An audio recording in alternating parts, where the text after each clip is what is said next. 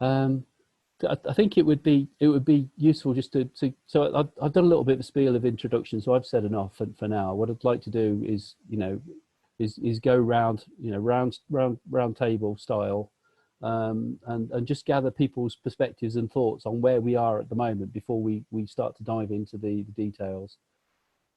Peter, I'm going to go across the top as I see it on my screen. So Peter, would you mind going first? No, I don't mind. I think it's, given the amount of time frame between where we are today and the 1st of May and the time for that potential paper or report, there's something about being expeditious and fairly focused. And so I'd be cautious about taking on the sort of, wider societal redesign effort. And in this first instance, to focus on an ISSS report on systems science, systems thinking, system principles, in an attempt towards resilience, and leave it at that in the first instance. And because I can't recall a recognized process within ISSS as an organization for creating reports. I mean, there's obviously been reports. It'd be good to essentially have a step-by-step guide to creating reports on behalf of ISSS as an organizational process. And that could be an outgrowth of this as we make it up. Okay, thanks, Peter. Yeah. Rob, would you mind stepping up? So as I understand it, this group is about preparing a report for this conference in Cambridge in July. Is there a brief about what the paper is, or the subject, the theme of it, or is there a lot of wide scope? Is it around society, or is it? So just some pointers in that direction about what's actually delivered. And then second sort of pointing question is how is this paper delivered? Is it being presented by someone who's going to be the face or the representative of ISSS? Just trying to understand the mechanics of it before we get into what's possible. Yep, those are the things that we need to discuss. It is very wide ranging at the moment. It's completely open in terms of its scope. The title of the paper is simply, I can't remember. Resilience for Survival, or is that the paper or this? That's the event. Yeah. Okay. So, we have a free contribution to that essentially. Anything else, Rob? Well, just to add, they say it goes to UNESCO and WHO. I think they've got I think it was something like the 18th conference, where they must have quite a mature process for publishing and sending out. They probably just deliver a copy of it, but it'd be, it's probably unreasonable to expect that it's actually going to go to someone who's going to read it or listen to it. But I just like to understand, what we're hoping to achieve from this, and how we can use it as a platform for ISSS to say what its stance is to other people who might listen. Yes. So. Okay, thanks a lot. Helene? I'm a bit, how can I say, like a blank slate. Okay. Although I've been going in multiple directions in the past 10 years, so I feel a bit confused and messy for the moment. But I was thinking that if we focus on resilience, maybe the angle that we evoked last Saturday on regeneration, or I don't know if the theme that I had contemplated long ago about regenerating and generating commons and looking at things from their what we need to care perspective. Sorry.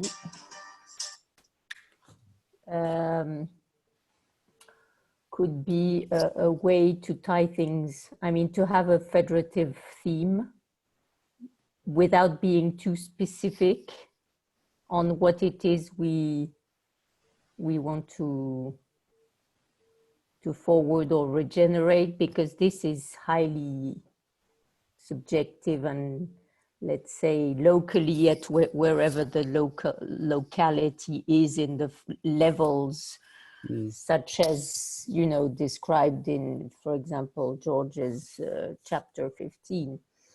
There are commons at every every level of this. Okay, thanks, Helene. Deanna? So my thoughts are along the same lines as Helene, and I'm going to post an article that I just found this morning from Daniel Wall on a model for regeneration, because the real thought now, at least the focus that I'm seeing with the COVID-19 response work I'm doing, is yes, we want to be resilient through this, but we want to move towards regeneration. So, and that's worldwide. Like, I'm hearing that worldwide in different projects. So maybe, I don't know if we have the ability to say something about our title being, you know, addressing resilience, moving towards regeneration or something like that. So that's the thought I had. But other than that, I'm listening and trying to connect the dots. Okay, thanks. Okay, George? Following on what Peter said, I agree that it really needs to be fairly tight and not too complex, because you won't get anybody paying attention to it. So my thought was that along the following lines, the work that several of us have been doing over the past several years in using system science to find out what's going on in society now, or what's been going on, has led us to this point of realizing that there need to be some substantial changes. And the COVID-19 situation has exposed that. In other words, our society was broken, and now we're realizing just how broken it was. And that at the ISSS, now this is kind of new, the ISSS, we're proposing to put together, we can call it a SIG just to stay within the framework, but we're putting together a group that will actually start to look at, and I like that idea of trying to be resilient now, but working towards regeneration, because that's exactly what I think is going to happen. It's going to happen one way or the other, and it happens with us providing some guidance or some framework for how that proceeds, or it's going to go on just through, you know, hodgepodge natural evolution without any intentionality, and we end up with whatever we end up. So that's kind of where my thinking is right now. Keep the message simple, direct it towards the ISSS's commitment to exploring this idea and of how we get to regeneration, and just give us a very smallest glimpse of the idea of what a society might look like. It's just an example. It's not, you know, I'm not claiming this is what it's going to be or should be, but it's an example of applying system science to getting to a point of seeing what that regeneration looks like. Okay, thanks, George. Anne?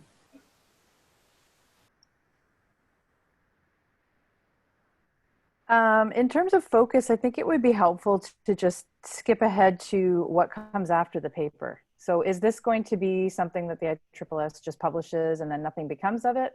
Or is this going to turn into an ISSS initiative?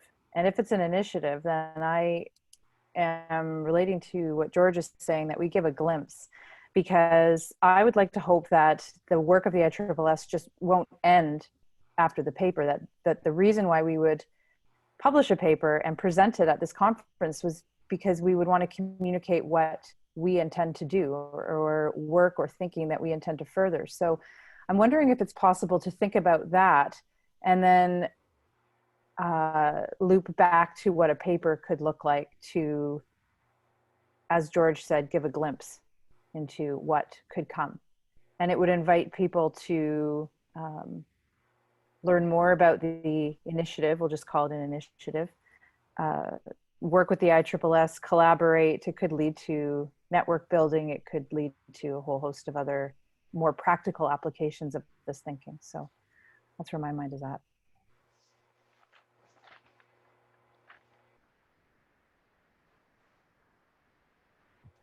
Gary, you're muted. So where does that put us overall then?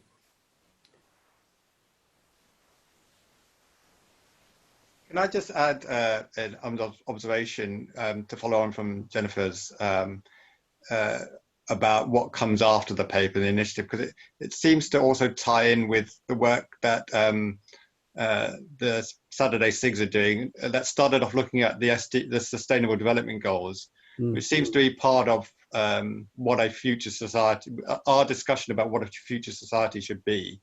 And so maybe those two strands, the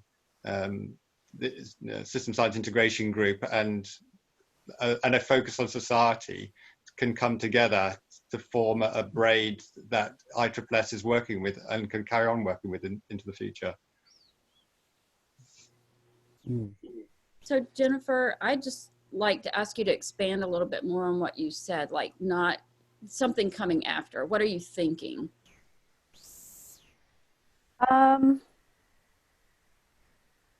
What I am thinking is that there is a lot of information out there. And how can we present something at a conference in 2 months? And what can we present realistically that is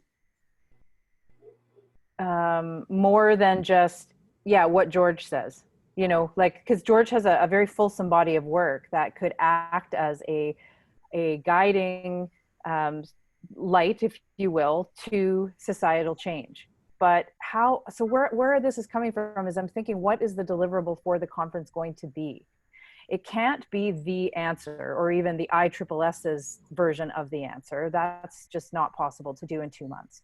So I'm thinking, what can it be? And then I'm thinking, you know, longer term, well, we want this, we want to have something. We want to continue this work. We don't want to just talk and add more words to the world. We want to actually create action. So your question about what is the action, I think that can be a constellation of much of the work that the ISSS does. I think this is where we start to look at how we bridge theory and practice.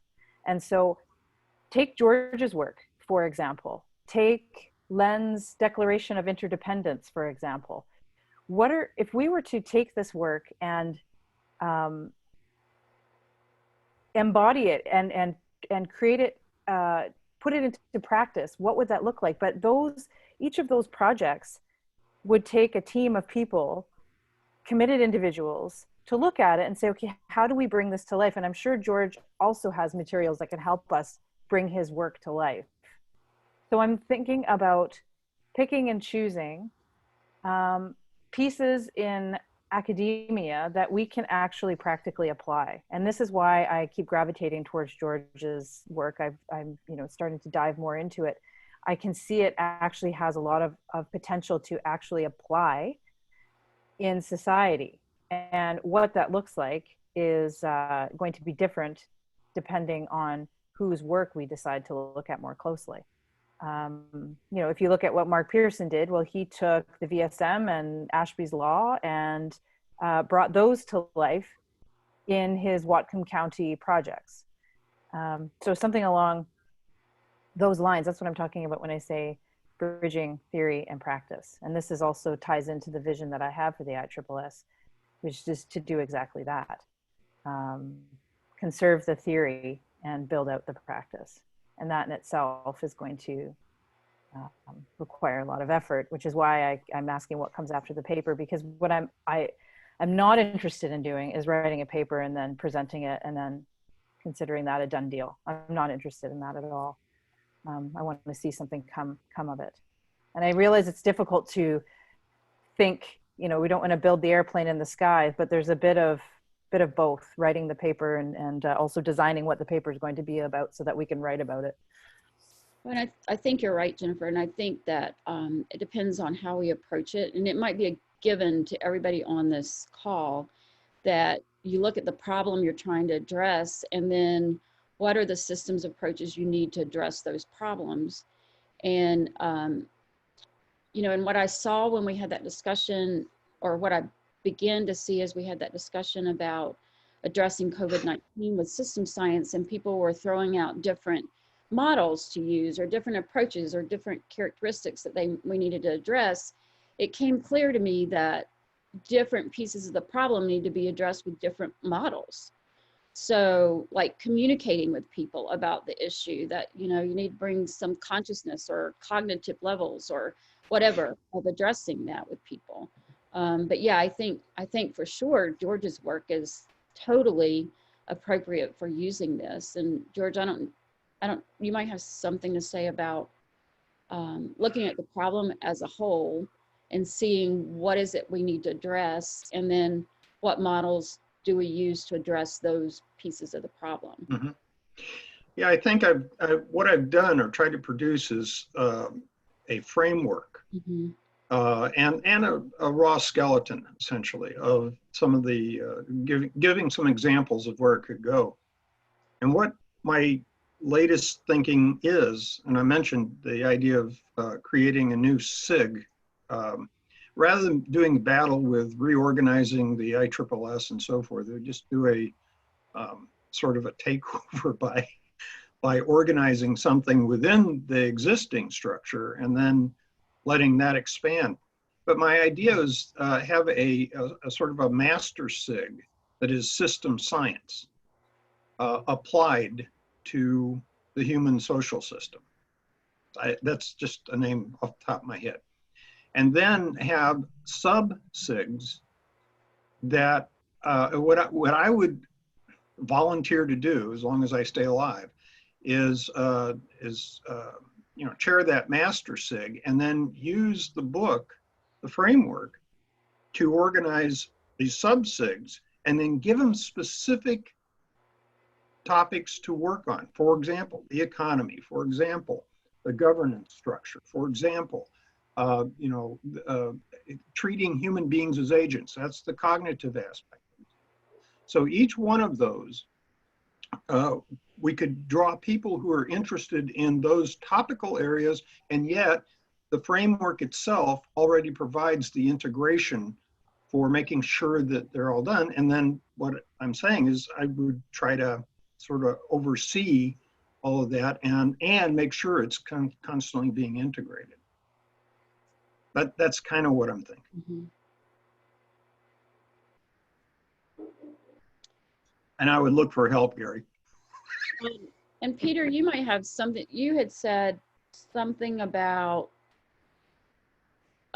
way back when in this history of ISSS, one of the goals or one of the purposes was it was a human piece. Like there was something about human in that, and I can't remember all of what you said. Well, I don't know what I said either, but I mean, good. what comes to mind is that, you know, it was the reaction about the founders who were one issue was observing that scientists had created a nuclear bomb which had destroyed you know, millions of people, and I think one motivation was that they wanted to see science, general systems, in service of society.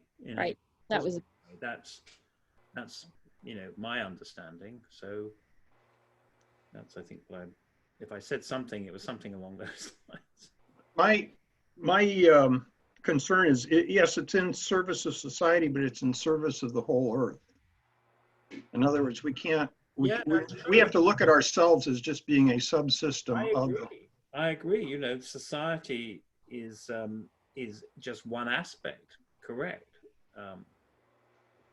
So in service of the planet and life and society. I mean, that even that distinction and clarification is an evolution of purpose, which is not something that was integratively expressed Right. Apart from James Miller talking about living systems. So I think that's a good starting point in and of itself, is to say that. The thesis might be that if we get the human social system right, doing what it should do for the earth, then the rest of it, life is going to take care of itself. Well, that's a good thought, but I think it's also rather egocentric, isn't it? It's rather human-centric, because Well, not for me. I'm as far as I'm concerned, if humans are unfit to survive, then they should go extinct. well, So I'm not equating that with we got to do it for ourselves. That's where I consider egocentricity. okay, yeah, fair enough. Yeah, fair enough. But it's also this whole business of consciousness and sort of connected on another plane to the realm beyond, you know, the mystery of life and spirit, which comes up from time to time. And so somehow holding that true as well could be helpful. I'm reading a fascinating book right now. Some of you might have heard of it or read it. It's by Ian no, shoot, I can't think of his name. It's called The Master and His Emissary.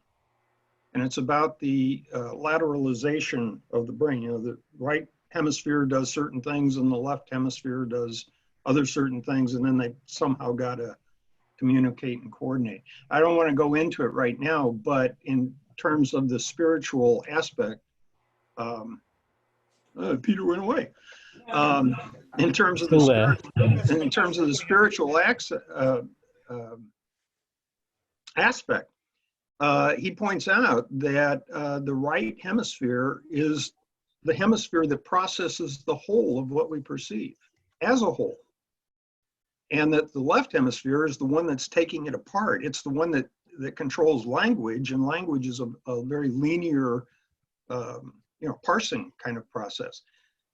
So he's making a very good case for the fact that when the two are in balance, an individual would have both a sense of spirituality or being part of a bigger whole, and be able to take into account all this. Now, I'm excited about it because I've, contended that human beings do think systemically, naturally, or would. He pegs it at the pre-Plato, the pre-Platonic brain and the post-Platonic brain. One being with the right hemisphere being more in charge, so to speak, and the left hemisphere doing the bidding of that in charge hemisphere. But a very necessary thing to do. You've got to see things and be able to pick apart and be able to see the details of the relations. And then the right hemisphere's job is to put it all back together again. And that's exactly what I've been trying to describe in this book. So Jen had a hand up. Yeah, thank you. That's what I was trying to do, even though it came across as clapping. Something that I just wanted to throw out there, because I have to admit that these ideas are very half-baked. And then when Deanna asked that question of what exactly do you mean, I just started to think more about it.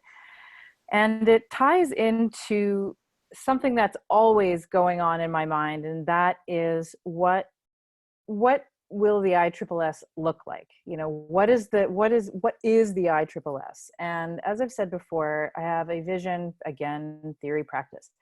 But what does that actually look like? And what I'm wondering is, and George, I was inspired by something, the way you described a possible new organization of the SIGs, where each SIG is responsible for researching a particular area that can contribute to a new HSS.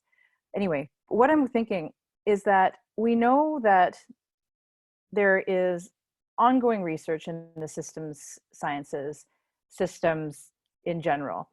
It leads to very often creation of new ideas, whether those can be theories, models, concepts, frameworks. And very often it stops there. and people continue to study that. And I feel like that's where the ISSS has been for decades. And there's nothing wrong with that. That was the reason why the ISSS was formed and why it has lasted as long. But where I'm wondering is, we've got this interest in becoming more practical. And with that comes a group of practitioners who also operate in that theoretical domain, and can then take those ideas and start to design what I refer to as programs. That's just because that's what I do for my work, but designing programs, deciding what needs to go into the programs, whether that's education, systems literacy, communications, etc. Then it moves, as we all know, to the implementation phase, the piloting, the trialing, that multiple iterations, and evaluation, which is also takes you back to the research, because evaluation can form research unto itself. And this is how I design watershed management programs. This is what we've seen. It's ubiquitous, this cycle of research and design. And so what I'm wondering is, can this form our new understanding of what the ISSS is, part of it? And obviously, it's rough, we could work on it, but then can it also form our vision for what we want and how we propose whoever we is, humans, do things differently through this? And so what I'm wondering is that reasonable? And I feel like this is where, the SIGs still have a place, systems literacy still has a place, systems practice still has a place. It can all be there. The researchers can still debate whether there is a GST, and they can still further that research. There's a place for everyone, because research is a really big tent. And I don't know, I just see a way of this all being linked together, both for our product, for the paper, and also for the ISSS in general. Jennifer, are you involved in the management of the SIGs, or creating them, or doing anything like that? No, I've been engaging with the SIG groups, even though I'm not there every week. I do watch the recordings, so I feel like I'm watching from afar. I meant administratively in your no. job. No. How does a SIG get created? Oh, I'd have to look at the bylaws, George. I think we have to have 12 people basically sign a petition or some sort of agreement that this is of interest to at least 12 people in the membership. And then I'm sure it goes somewhere, perhaps the board, for approval, and then a SIG can be created. I mean, that's a really rough, maybe Peter knows, I don't know. Yeah, you've got it pretty much. Yeah. I mean, and whether or not that's relevant for the future, I'm not sure, and I'm not sure how at this stage whether that helps us produce a report that's due in.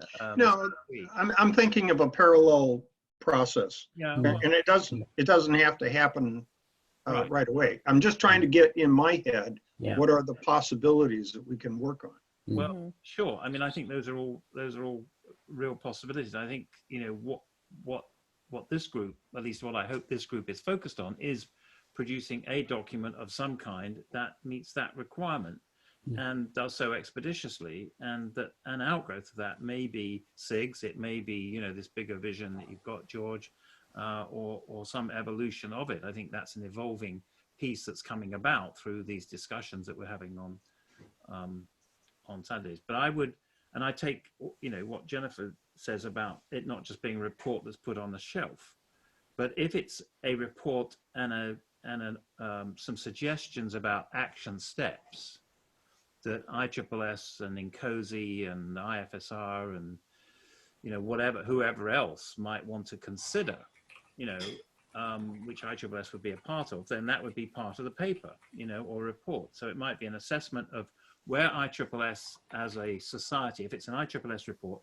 where has ISSS been in the past about societal design efforts, about resilience and about regeneration. And we'll talk about that tomorrow, Rob and I, in terms of the history.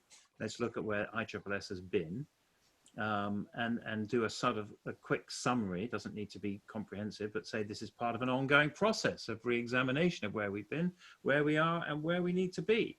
And just outline it in that sort of way. And it might not need to be specific about you know, the elements of regeneration, but more about the process that ISSS and the systems community writ large has to offer, you know, in a broader sense, given all that we know, you know, that even just stating that there are these, you know, enormous number of resources available around the world, people who have a shared frame of reference called systems, and a shared language, albeit somewhat disjointed, but there is a bit of a struggle, I mean, a healthy struggle, to have some convergence and agreement that will be in service of regeneration. And that could be the essence of the paper, really. And you could say that ISSS is engaging in its own sense of renewal in a microcosm way, and we could bring out principles of recursion and say, you know, we're examining it. We know that society writ large, you know, both nation states and regionally and as a globe, you know, people are thinking about all of these issues, and we are too, you know, in a post-COVID world. You know, what does it mean for an organization, a voluntary organization with membership, and what does it mean for the United States, and what does it mean for, you know, the UN or whoever these reports are going to? I mean, how does the UN operate? Is WHO effective or not? And if so, why and how, and all the rest of it. So I think we can take a sort of a really broad sweep and a look at every level, right, from the globe to some principal actors like WHO and the UN, and look at where this report's going, you know, to our ISSS as a, you know, a recursive level, and just look at some of these issues which you talked about, relationships, governance, economics, you know, design process, collaboration, use of technology like this. I mean, there's a couple of, like, you could come up with 6 or 7 key things that need to be addressed, and that we're addressing them. We're not trying to present answers, but we're raising the questions for people to think about. And I think that's all we can do in 6 weeks, quite frankly. I mean, to try to do anything else is wildly ambitious. So, you know, that would be my thought. Okay. Okay, Helen, you just go off mute. Yeah, I think that there are 2 things in my view that impede going forward in a grander scheme of things. One is that there's a hell of a lot of initiatives and good willing people who are working at their own levels on regeneration. But how does this fit together, not in a grand design, you know, top-down manner, but how can these different initiatives be made visible to each other and be how can I say, seen in a systemic way of how maybe, you know, type of initiatives A plus type of initiatives B at levels X, Y, Z contribute to more results than just, you know, the sum of the parts. So it's how do synergies or convergences or federated efforts happen to create impacts that are larger than what we could, and something that is, so it's also about taking people where they are at and not shoehorning people in some models that we have, you know, we would have pre-digested, because you need people to buy stuff, you need some buyout, you need onboarding, and people are dedicated to their causes. They have focuses they invest their resources and efforts in stuff where they think they are effective. And if they change their focus, maybe sometimes they think they won't be effective as much as they can be in what they like to do, for example, or so that's one thing. The second thing is that, can an organization like ISSS find ways to model and represent how I mean, make regeneration or depletion visible, so that we, you know, so that at every stage or at every level, the efforts, you know, the contribution or the impacts can be seen in a certain way. If we look at sustainability development goals and things like that, there's always a question of externality, and an externality is a non-regeneration or is a depletion. An externality is an how can I say, not outsourcing, but out throwing of a toxin or of a non-regenerative thing.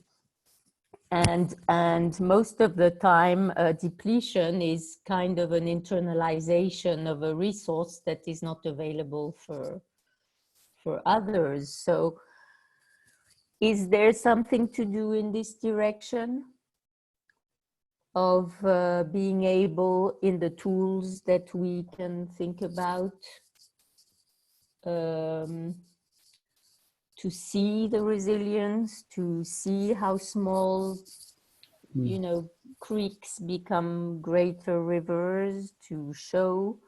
I was thinking about Werner Ali's, was it value system analysis or value network analysis? Are there ways to, would there be ways to do value analysis of regeneration and stuff like this? I mean, I'm showing this, voila, all the stuff that came to my mind.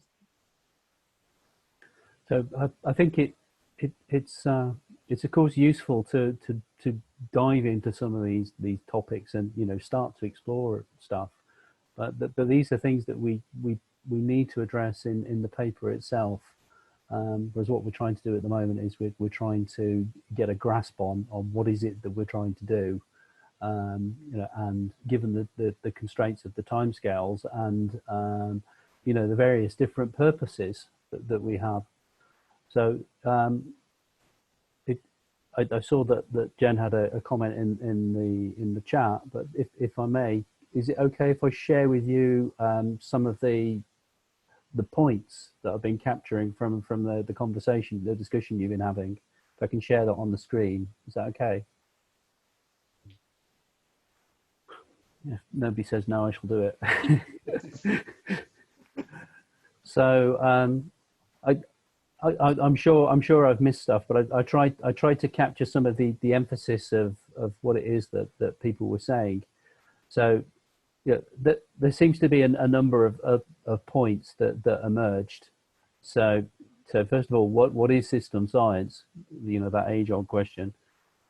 What does this suggest about society? How do we bridge theory to practice? What do we already know? So, you know, this could be some of the things you were just talking about, Helene. Who, in terms of people and organizations, and what projects and activities are already happening. And I think that the diagram that Rob pulled together in terms of the stakeholder map is potentially a contribution in that area. And I'm sure there's a load of other stuff we don't know about, but collectively we will know more than in a single individual. What is the ISSS, and how are we reshaping ourselves using these principles of resilience? And how can we enable good transformation towards a new society?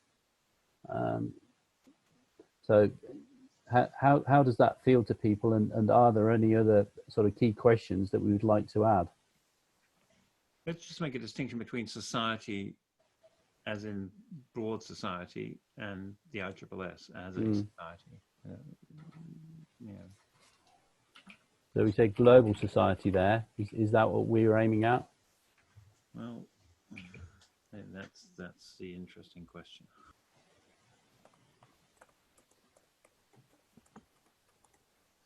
Yeah, I mean, we're on a journey at the moment as well in terms of, you know, reshaping the ISSS for resilience. You know, we could use that as an analogy.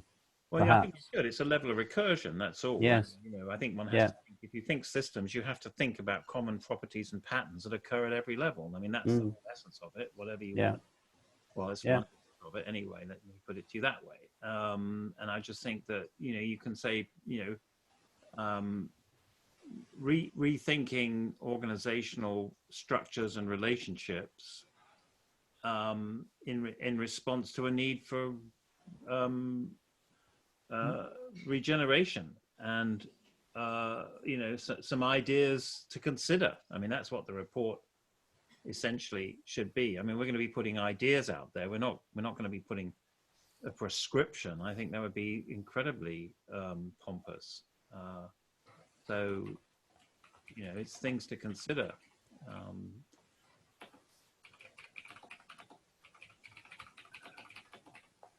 If I could recommend, instead of saying a global society, I've been using the term human social system to and put it in the context of the globe, the whole Earth as the super system.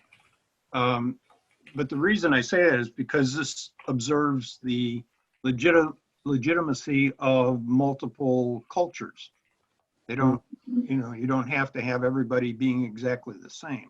There's a certain structure, systemic structure, that everybody would presumably observe if they want to be resilient, if they want to be sustainable, da da da da.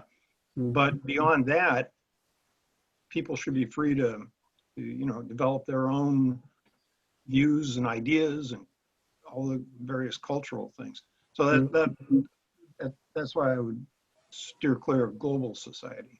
It doesn't explicitly say you can't, but people might take it that way. Okay. Gary, can I share my screen with the map, I think, that you mentioned, Yeah, sure. that I produced? Can you see the map now? Yes. Okay, so I think there's been some various discussions around the context of what this report could be and what it could be to ISSS, which would fit in to a medium 3 to 5 year strategic plan for ISSS, and whether we are getting involved in social change or societal change is, you know, one of the questions, and whether we have the resources or whether we have to move towards the resources. But we're not going to do that in 6 weeks. I mean, that's going to take, you know, quite a while. But it's the essential questions that we're trying to struggle with about where we are and where we want to be.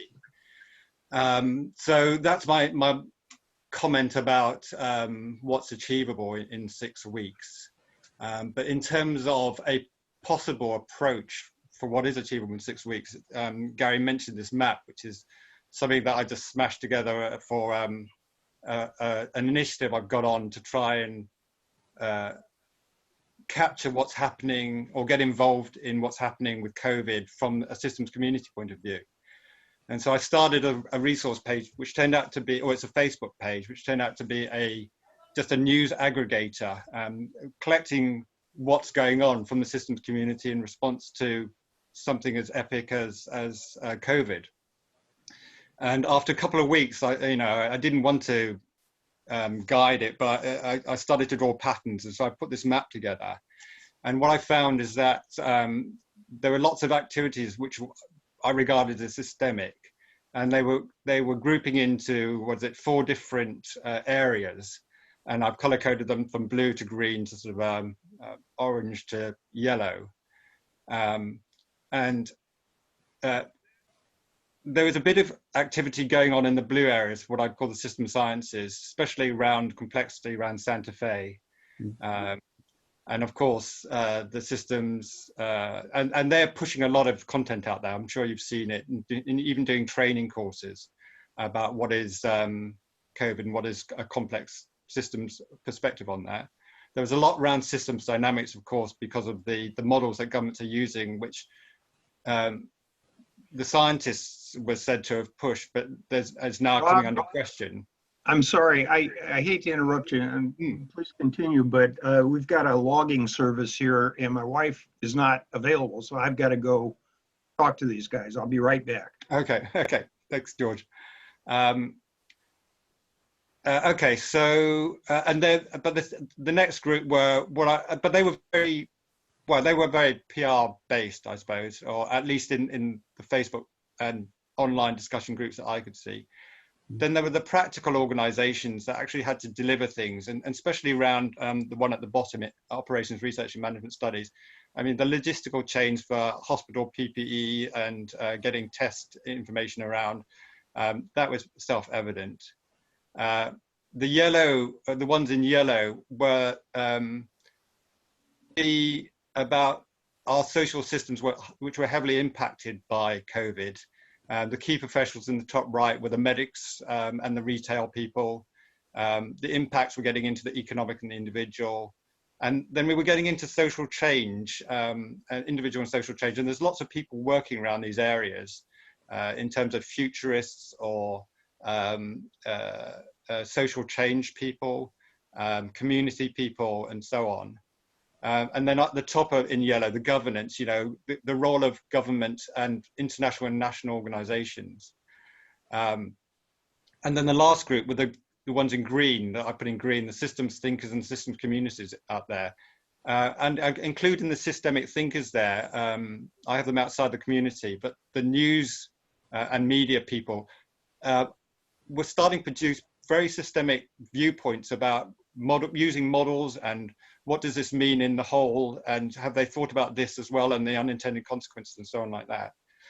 So that's just a brief sort of overview of the map. But my point is, ISSS, one of its strengths is in the blue area, the system science, and maybe in the connections that it has to a lot of these communities, because a lot of these communities are looking to an ontological basis, or just like in COSI is, an ontological basis for what they're doing, and ISSS can provide that.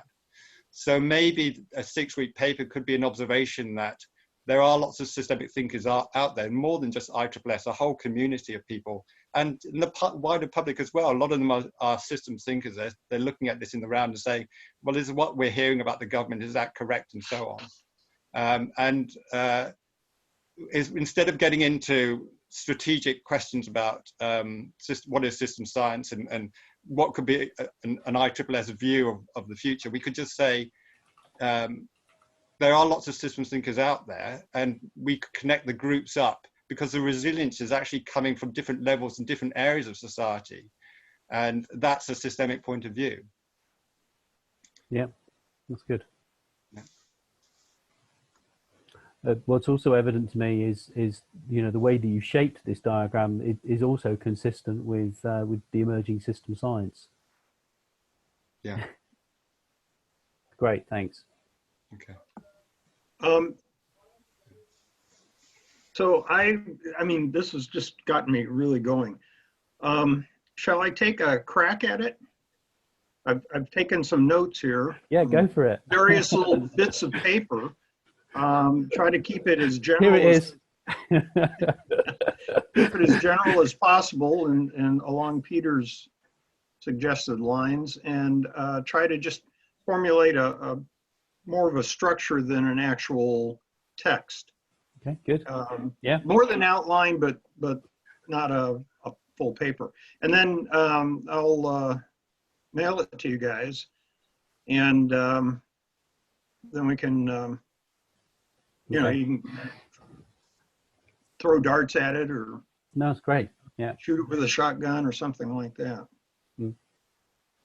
Helene, you want to say something? You need to go off mute. I can unmute you, I think. No, no, I didn't want to say anything. I Oh, was okay. mimicking dots at Right. George. Okay. Sorry. My Right. Okay. I mind get is a it. bit, yeah. Well, if people are interested, I can show you some of the things I've been doing with George's work today. I read through the entire chapter, George. So Okay. I want some points for that. That was great. I did really appreciate it. Yeah, we can have a conversation perhaps about the specifics of the chapter afterwards, because I've got a few impressions I'd like to have a conversation with you about. But if you don't mind, I'll just share some of the workings I've been doing. So if we go into presentation mode,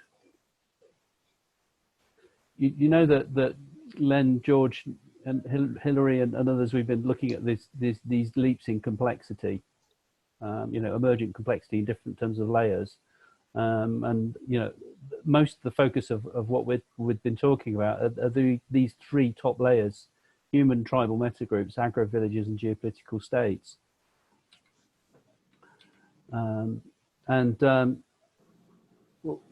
If you look at combogenesis, which is where agro-villages come together to form geopolitical states, using the model that Hilary suggested, that there's 4 quadrants to this. Members are constrained, so in agro-villages you've got roots in a locale. Members get benefits, so mutual life support for these cultural metagroups, the plants and the animals. The affordance for new relationships is crops.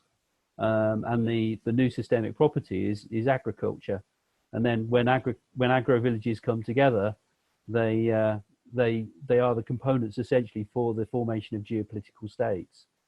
And there are technology subsystems that arose within these contexts. So in agro villages, in terms of ancient technology, we've got water, windmills, blacksmiths, grain stores, and in terms of these geopolitical states, cities, currency, infrastructure, and industry.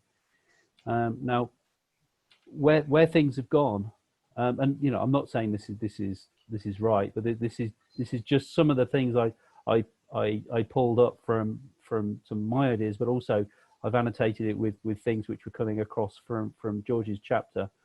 Clearly in our current global human social system, we've got unsustained growth, climate change, mass extinction, pollution, and toxins.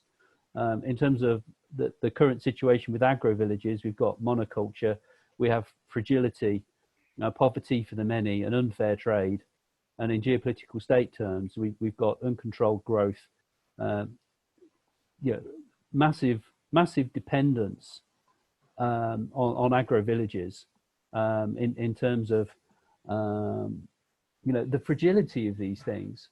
Open security is, we have convenience and a consumption-based society, and that's what's offered to this level. And we've got debt and profit, which is dominating here. In terms of the geopolitical systems, we've got megacities, multinational corporations, the 1% who essentially pretty much rule the world at the moment, and we have a global economy. And then in terms of the socio-control subsystems, we got social media, on-demand consumption, internet and things, and big data. Now, I started to then think about, sorry, it's going off the end of the screen, but I started to think about what George was talking about in terms of rethinking this, and in terms of the emerging technologies that we might need. Again, I've used the terms that George uses in his book. So a new value system, which is based on life benefit, divided by 3 energy as currency, democratic sapiocracy, if I've said that right, George, nations and tribes as modules at this level. At the lower level, repair and conserve, a culture of repair and conserve, domiciles and community modules, community markets, savings and surplus management. So this, I was just imagining this as a way of communicating more simply the contents of George's book. And the final one, I've added ECOS, which is the term you use for the higher level system, George. And again, thinking about what the constraints, emergent properties, and all of that kind of stuff. So I guess two messages. I think it's really worth reading George's chapter because there's a wealth of information in there. But also maybe we, as part of our report, maybe we need to, I don't know, maybe we need to think about how we communicated this in terms of visualizations. I'm not saying this is it, but we need something. I hope you don't mind me sharing that. Well, it looks good, Gary. Yeah, so maybe you could take a look at it, George, and improve it now. Yeah. Yeah. Okay. So so thanks for volunteering to put together the chapter structure, George. That's great. Anyone like to say some final words before we leave off? And when will you have it ready? I've got an hour. Oh, great. That's all right. Yeah. So we can review it tomorrow. I really don't know, but I'll put it at the top of the priority list. Great. Okay. And George, sorry, can you just repeat what it is you're going to do? What is it? Yeah, I took notes on things that everybody said. And basically the idea, keeping it simple, is this is what this has been the history of the ISSS so far in terms of and interacting with other groups and things like that, which I'm counting on Rob and Peter to flesh out. And then in the course of the last several years, we've begun to realize, the ISSS, members of the ISSS have begun to realize that we're not actually contributing to the whole picture, we're contributing to little bits and pieces. And then segue from that to talk about how, one, the COVID pandemic has exposed some of the real problems with society. And I mentioned the three big ones being the economy based on capitalism and so forth. The governance structure, where apparently our governments are just completely, can't really address the problem, can't provide the leadership, right? Those are just some side ideas. And then that has gotten this group of us who are interested in saying, how can we apply system science to the whole, and systems practice, I don't want to exclude anything, to the whole picture of the human social system. And that there are a number of ideas about how to develop a framework for doing that.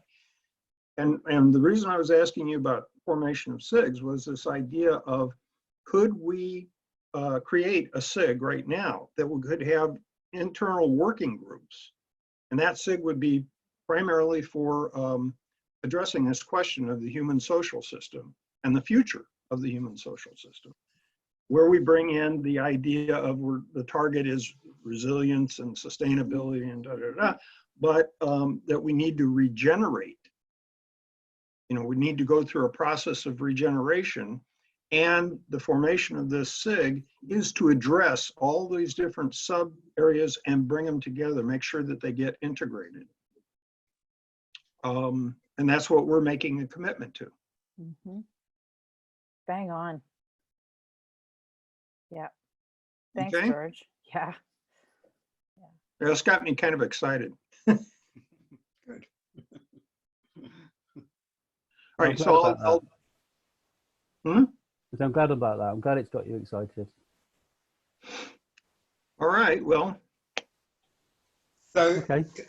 my impression then is that the outline that George you just put is the rough outline of the paper that we're proposing is submitted to this conference. Yeah, right. Yeah. Okay. Yeah. So we're not saying we've got solutions. We're saying we've got the power to find solutions. Yeah. Mm. making so something else about the ISSS. So Peter had made a comment about how the community of systems people, whether they're in ISSS or not, it represents a rich resource of contributions to some kind of solutions. And so this ISSS, and this gets back, Jennifer, what I was asking about, if we could create a SIG and then by assimilation, essentially, morph the activity of the ISSS to be this activity by bringing more and more people in as part of these working groups. We could eventually say that the ISSS is going to now provide the total framework by which all of these other, the Cybernetics Society, and I don't know, maybe a sentence or two about how many members of these other societies are already members of ISSS. I haven't got quite that far yet, but that's the basic idea. Well, and George, I would encourage you to, I mean, I'm very happy to go down that SIG road of exploration with you, no problem. But this comes back to the whole question of whether SIGs are right for the ISSS. And what I'm hearing you describe, it could be something different than SIGs. So could it be, yeah. Yeah, originally I thought that also, Yeah. when we were way back at Boulder, not Boulder, at Corvallis, when we were trying to come up with different ideas about how the SIGs fit and what they're doing and all this kind of stuff, that was the line of thinking. But as I've thought more about it, and I'm just saying, if you look at living systems, quite frequently there is this process of assimilation and synergy that works to transform the whole into something much more than it had been before. Yeah. And so I'm beginning to apply that kind of thinking to work from within. Don't try to go revolutionize the structure right now. Yeah. Work from within, but assimilate bits and pieces from all the different SIGs that exist right now. Mm. And these working groups would be sub-SIGs that ultimately maybe that would become the new formula. Yeah. Okay. I think there's a diagram in your chapter that explains what you're thinking, I think, George. Sorry, Pete. Sorry. Carry on. If I can just share it, I think this is what's in your mind, George. Yeah. So we have essentially our traditional SIGs. Yeah. And what you're thinking is that we need a new SIG, which is our module for, doing some true integration work and coordination across all of the others. That's exactly right. Yeah. This is such a ubiquitous pattern in nature for complex systems that it seems to me that would be the one we'd want to adopt. Yeah. Okay, great. Rob? Just a comment in terms of capacity, where ISSS is now. Peter was sharing some membership figures with me, and he said that there's about 100 active members, of which 37 are past presidents who will probably be very busy doing things. So 63 other members. And doing the usual ratio of people who are actually active within that such a group, maybe 10% if we're lucky, we're talking about 6 people who might get involved in things. Yeah. So, if we're going to be where we want to be, then we probably wouldn't want to start here. We need to move to somewhere where there's a lot of active members. And Peter is about to announce tomorrow about the digital assets. And he's saying to me how he's going to announce it to active members first, the 100 active members, and then to past members, which might bring in a couple hundred more emails out, and then 2,000 on our mailing list. But maybe we might grow and then get more active members. But just to say, we need to couch any strategy in terms of the realities of where the resource that we have at the moment and the energy that we have at the moment. So yes, but we need to start laying the groundwork, definitely. You know, I'm not saying we don't do these things. We just need to take a number of different steps to get to where we want to get to. Yeah, completely agree. Jen, I think you had something to say. Yeah, I just wanted to add something to that conversation about membership. I have been reluctant to have an active recruitment campaign because I have currently nothing to drive members to. So when they arrive to our big red website, is there value there for the diversity of members that I envision becoming part of the ISSS? And right now, I am concerned that people will arrive at what we have to offer online and be disappointed or turned off because it's a little antiquated. It doesn't have the diversity of ways that system science can be applied. And, you know, I want to make sure that when we go out to the masses, that I can offer them something to have them stay with us and not just buy a membership and stick around and just go to the conference. So just so you know, that is definitely something that's been top of mind for me. It's just I have to get certain things in order before I can tackle that. I suggest you have a word with Peter then, because yes, sometimes these have a life of their own, and he's on the verge of announcing it. But I do think he does have an answer for you in terms of the digital content that he's putting up there, on not on the Red website, but on the community website, the My ISSS. But yes, I do absolutely agree. ISSS needs to think about the scalability as it ramps up the membership intake. mm-hmm. You know, we've got to be systemic about it. Yes, absolutely. A key aspect is for people to be drawn to anything is their motivation, their connection, their psychic connection to what it is you're proposing. If you're saying in this time of COVID-19, where so many people are not working or not, you know, they're staying, and we have yet to see whether or not some of these lifting of lockdowns is going to pay off. But in any case, we say, look, we understand now what is wrong with the human social system. We understand what mistakes have been made. We as a society want to tackle the big problem, the big aspect of it. And each individual with whatever talents and knowledge they have will find a place where you can apply that so you can fit in and begin to actively support that, as opposed to just going to a conference once a year, listening to a couple of papers and saying, oh, okay, whatever. This will be something to do. I mean, look at what's happened to us. We've become engaged and involved because we think we've got a purpose. We feel that purpose. And so all I'm saying is that's kind of a model for what we could do for the current members. I think starting small for any one of those things that Gary showed the diagram, any one of those modules, they don't have to be large. They just have to be a nucleus for the beginning of work to evolve. Well said, George. So I guess I got my work cut out for me. You have. Well volunteered. Look forward to seeing it. Okay, well, okay. Well, hopefully I'll see you all tomorrow.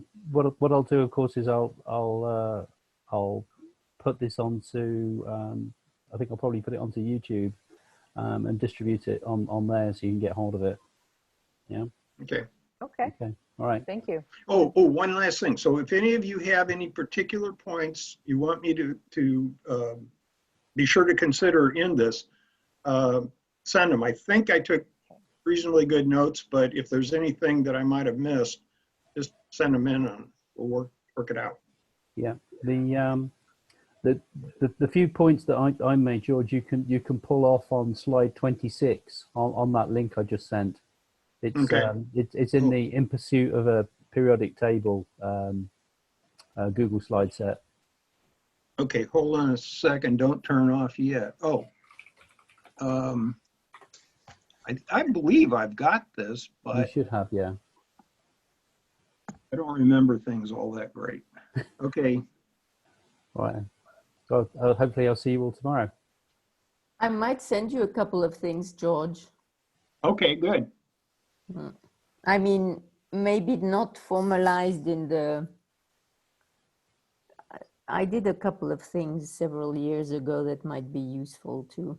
Yeah, I'd particularly along these ideas of regeneration, I'd be really.